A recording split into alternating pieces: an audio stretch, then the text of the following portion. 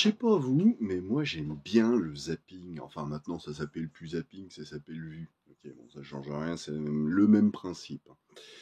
Ouais, j'aime bien. Hein. Là aujourd'hui on est le, je sais plus, 26 novembre, comme 26, 27 peut-être, je sais plus, 2024. Et il se trouve que le zapping d'aujourd'hui, c'est marrant, c'est comme je disais là, les fameuses coïncidences cosmiques, ou je sais plus comment je l'ai déjà nommé, enfin bref, on s'en fout. Euh, il se trouve que là, ça fait écho à plein de trucs de mon quotidien en fait. Hein. Je peux pas parler de tout parce que je passe pas mes journées à enregistrer des vidéos non plus. Là, surtout qu'en ce moment, comme je disais, je suis en train de faire mon site internet.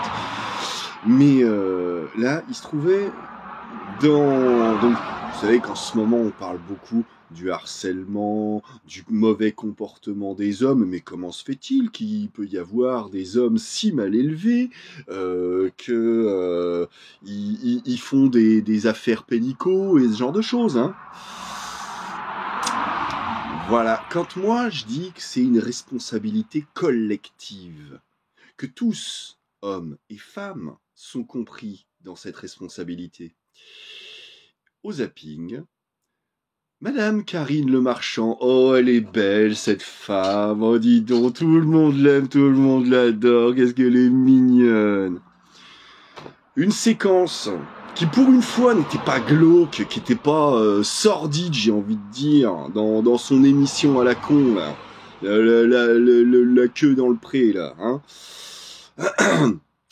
Pour une fois qu'il y avait une séquence que je qualifierais de romantique. Un petit couple qui dit que voilà, ils étaient dans un jacuzzi et puis elle qui se sentait, enfin elle était pas très à son aise et lui sentant que ça se passait bizarrement, il a voulu être rassurant, gentil, il lui a pris la main, il lui a serré la main fort, voilà. Et ils ont témoigné de ça devant la caméra, devant elle. Et elle, ça serait un mec qui aurait dit un truc pareil. On aurait dit, putain, beauf sur 20, quoi. Elle, toute fière de sa connerie, qui balance. Et toi, alors, tu lui as serré quoi, sous l'eau? Sérieusement? C'est ça c'est ça sa vision de son rôle d'entremetteuse, là, dans son émission à la con, là? C'est ça? Franchement. Mais c'est scandaleux, quoi. Et alors, bon, premier exemple, Karine Le Marchand. Deuxième exemple, il y avait une pub à la télé pour parce que bon, je regarde jamais la télé, mais excusez-moi de regarder les infos. Et donc il se trouve que je regarde les infos sur la 6 et il y avait une pub pour alors je sais plus quelle émission de télécrochet à la con là. La Karine Le Marchand qui est la présentatrice de l'émission. Qui interpelle un des juges de l'émission qui portait une veste militaire, vous voyez, enfin à motif kaki camouflage là, et qui lui dit de but en blanc, tu sais, toute fière de sa connerie, tu sais.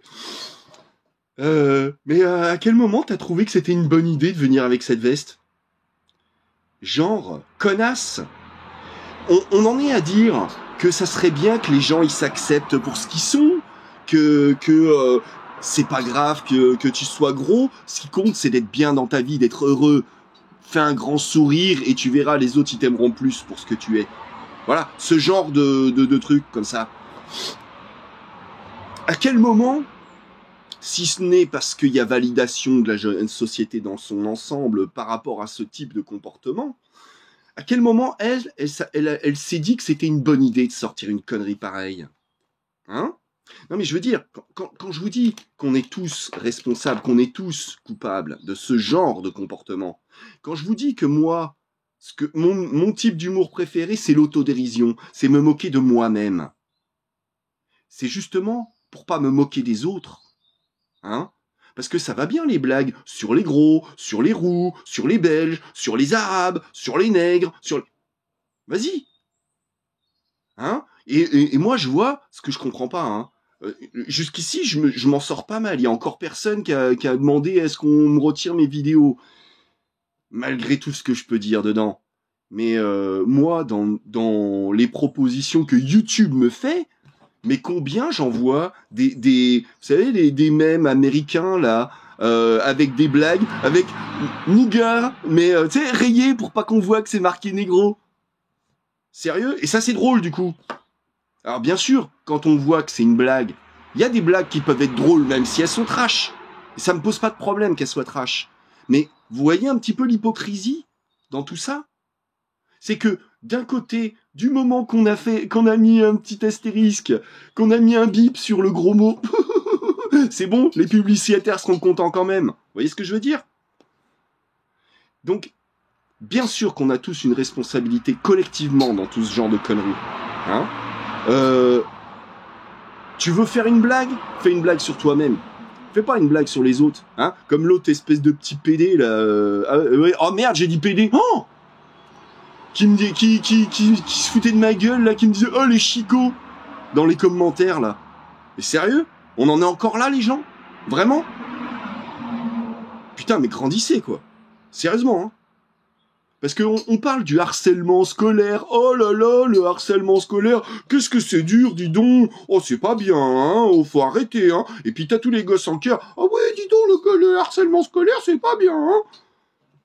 Mais dis donc, il arrive pas tout seul, le harcèlement scolaire, hein. Qui? On dit, l'éducation, c'est pas le rôle de l'État, c'est les parents. Ouais, et quand les parents, ils sont défaillants? Quand les parents, c'est les putains de connards? Comment ça se passe? Hein? Du coup, les gosses, on les laisse faire, on les laisse devenir des Naël? Hein? C'est le petit onge. Oh, pauvre petit onge, parti trop tôt.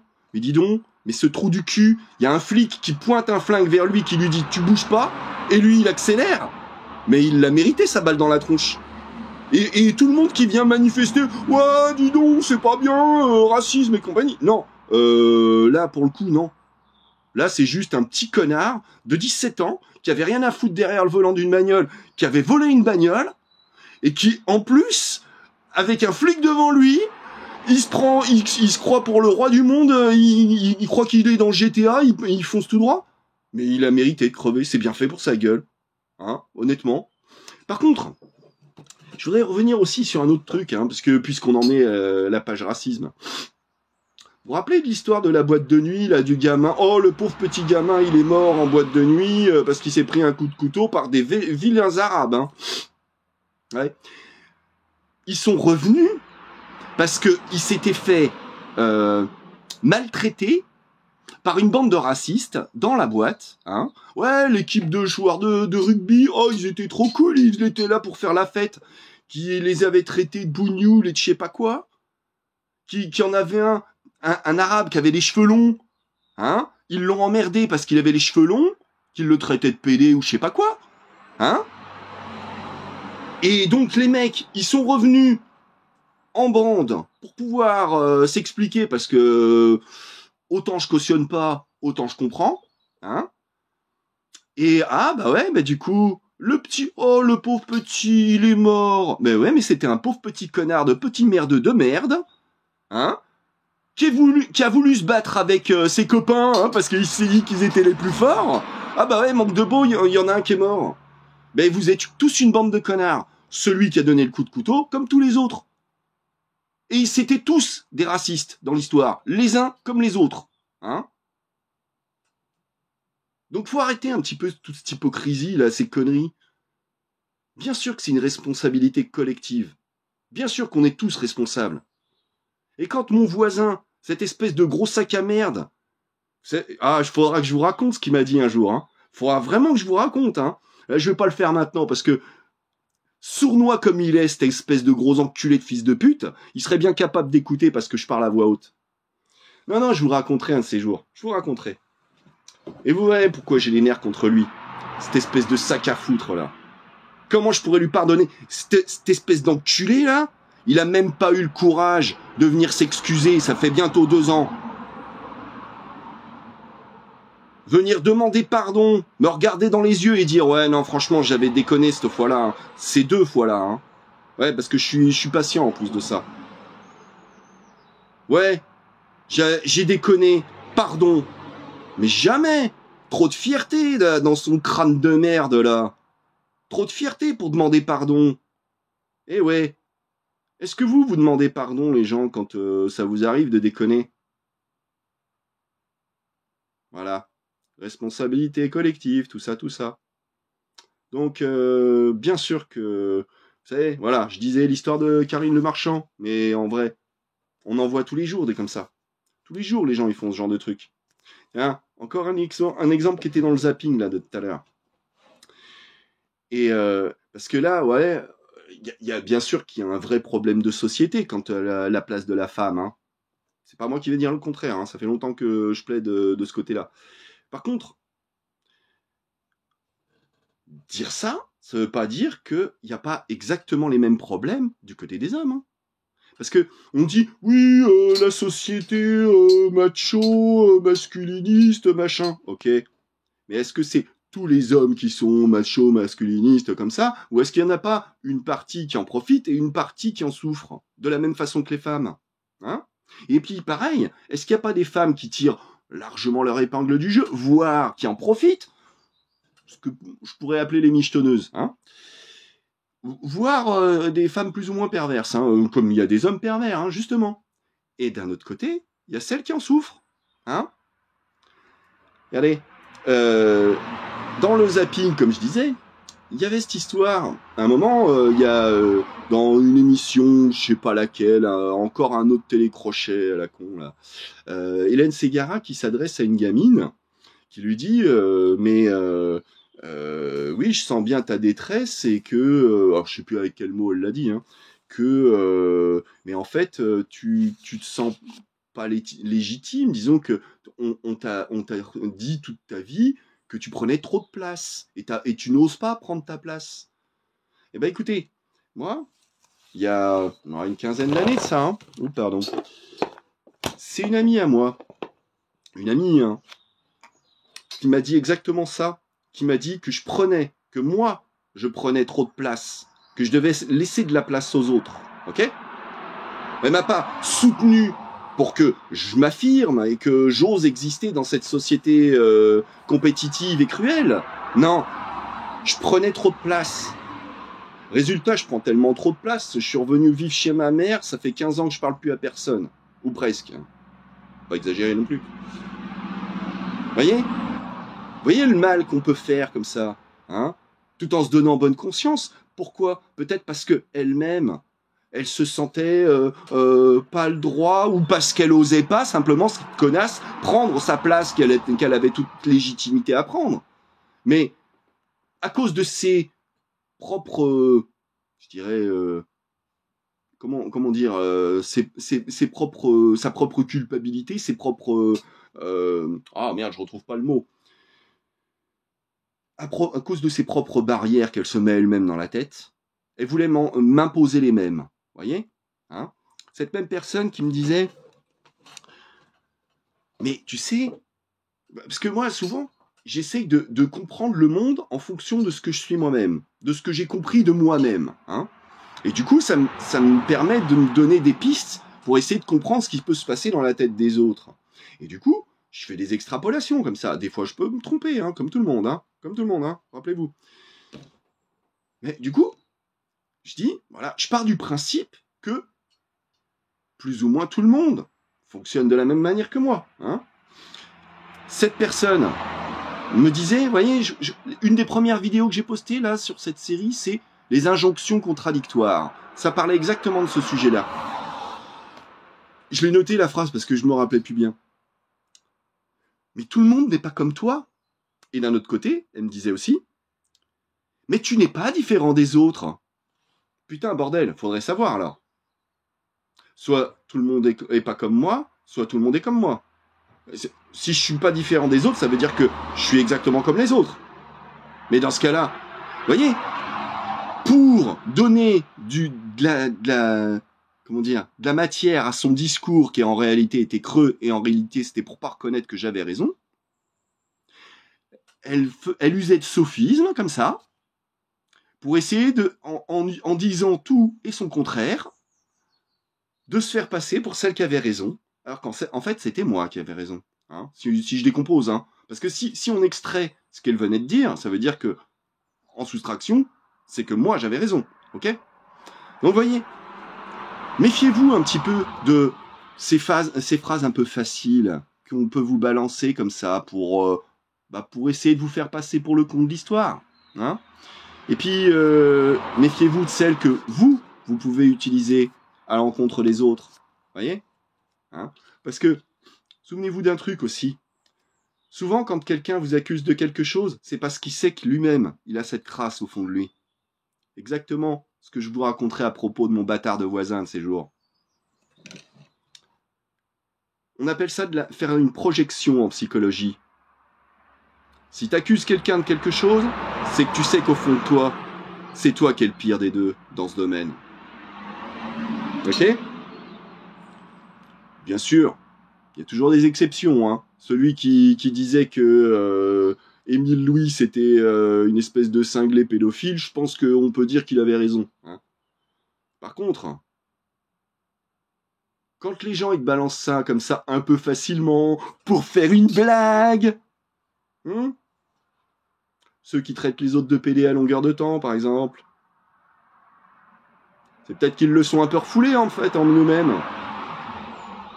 Ou ceux qui traitent un petit peu facilement les autres de ceci ou de cela. Peut-être qu'ils se savent un petit peu le cul merdeux. Voilà. Souvenez-vous-en la prochaine fois que quelqu'un vous traitera injustement de quelque chose ou d'autre. Souvenez-vous-en. Et ne laissez plus dire des conneries façon non mais dis donc, ouais, t'as trouvé que c'était une bonne idée de venir avec cette veste ? Ouais, connasse. Tiens, ça me fait penser à un truc, justement, dans ces histoires de comment mieux s'affirmer soi-même. Un truc que j'aime bien m'imposer. Hein. Là, ça se voit pas trop avec mes vestes, mais avec mes jeans, ça se voit pas mal. C'est le côté oser la couleur. Mettez de la couleur. C'est cool, la couleur. C'est bien. Ça fait du chaud dans les yeux. Voilà. Parce que tout le monde n'ose pas. Alors vous, si vous vous sentez un petit peu trop timide dans la vie, osez. Voyez ? Tiens, justement, un autre truc qui est dans l'air du temps aussi, je trouve, hein, qui est dans le sujet. Vous savez, je sais plus à quelle occasion j'ai entendu ça. C'était ce matin, aujourd'hui encore, que un vrai homme, hein. Les femmes n'oseront pas trop le dire la plupart du temps, mais en réalité, c'est ce qu'elles recherchent. Mais un vrai homme, ça se moque. Ah non, si, c'était aux infos que je l'ai vu, ça. C'est, vous savez, il y avait j'ai entendu qu'il y avait une nana qui était allée, donc une vulgarisatrice scientifique sur YouTube, qui est allée faire un tour alors pas tout à fait dans l'espace, mais vous savez, dans la fusée à Jeff Bezos, là. Et alors, il y a tout un tas de connards sur Internet qui se sont foutus de sa gueule. Elle montrait des émotions, elle était toute pleine d'émotions. La honte. Vous voyez, ça, c'est ce genre de mec, ce genre de connard agressif comme ça. Voilà, c'est ça qu'il faut combattre. C'est ce genre de mec. Vous voyez, ce genre de mec à qui moi, je me fais un malin plaisir de leur dire, mais tu sais, moi aussi j'ai des sentiments, moi aussi j'ai des émotions. Et tu sais, moi ça m'arrive de pleurer quand je vois quelque chose de beau, quand j'entends une belle musique, quand j'entends Maria Callas chanter. Ça me donne envie de pleurer, c'est souvent que j'ai les larmes aux yeux. Et je suis fier de ça. Ça prouve que je suis un humain. Et toi ? Toi, t'es quoi ? T'es un caillou ? Voilà. Foutez-leur la honte à ces gens-là. Foutez-leur la honte à toutes les Karine Le Marchand qui se foutent de la gueule des autres, là. Vous savez, l'autre fois, c'était pareil, là, dans une des vidéos que j'ai postées, là, polémique, hein, on va dire, récemment, où, justement, je fustigeais cette espèce de coiffeur à la con, là, parce qu'il est homo, il pouvait se permettre de se foutre de la gueule des gens, parce que lui, il a un goût très sûr. Connard de merde. Hein ? Et c'est le même genre de conneries, c'est le même genre de comportement dégueulasse. C'est du harcèlement. C'est comme ça que ça arrive, le harcèlement. C'est comme la Karine Le Marchand, c'est pareil. Quand ces gens-là se comportent de cette façon-là, ça incite tout le monde à se comporter en harceleur. C'est exactement de ça dont je parlais. Comme quand mon connard de voisin, il fait des blagues absolument ignobles sur ma gueule, ce gros fils de pute, qui fait courir des rumeurs. J'aurais dû lui trancher la gorge pour avoir dit des trucs comme ça, c'est un sac à merde. Là, faudra que je vous raconte un de ces jours, mais là, j'ai pas envie de m'énerver, là. Bref. Vous voyez ce que je veux dire? Le harcèlement, oh, c'est pas bien le harcèlement, hein. Mais dis donc, qu'est-ce qu'on aime se foutre de la gueule des autres? Vous voulez rigoler? Foutez-vous de votre propre gueule, faites comme moi. C'est nettement plus sain, ok? Et au moins vous montrerez qui sont les petits enculés dans l'histoire et qui sont ceux qui ont de l'honneur et du courage. Voyez? Ayez le courage de porter des couleurs. Ayez le courage d'avoir les cheveux longs, même quand vous êtes un mec. Ce genre de courage. Parce que, je vous rappelle un truc, hein. Qui c'est qui porte la crinière? C'est pas les petits chatons mignons, hein. C'est le lion, ok? Soyez fiers de vous-même, les gens. Allez, ça va aller pour aujourd'hui, là. 21 minutes à gueuler. Mes voisins, ils doivent en avoir ras le cul, là.